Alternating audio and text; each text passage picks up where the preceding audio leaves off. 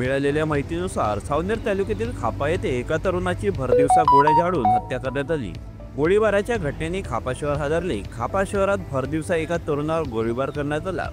खापा येथे रविवारी 10:30 ते पावणे 11च्या सुमारास एका आरोपीने फिल्मी स्टाईलने पाठलाग करत तरुणावर गोळ्या झाडल्या।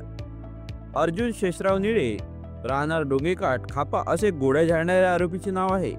तर चेतन अशोक दागाटे राहणार हनुमानघाट खापा असे गोळ्या झाडण्यात आलेल्या मृतक तरुणाचे नाव आहे। या घटनेत तो गंभीर जखमी झाला असून त्याच्यावर खाजगी रुग्णालयात उपचारादरम्यान मृत्यू झाला।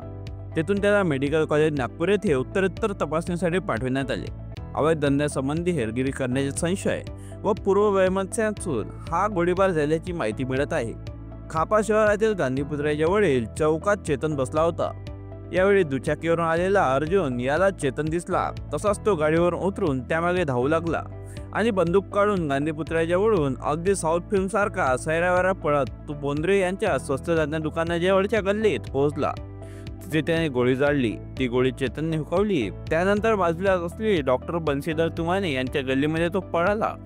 तर त्या गल्लीमध्ये शिरताच चेतन धावता धावता गल्लीत असलेल्या चुलीजवळ लडखडून पडला। त्या संधीचा फायदा घेत अर्जुनने त्याच्या छातीच्या डाव्या बाजूला हृदयाजवळ गोळी झाडली।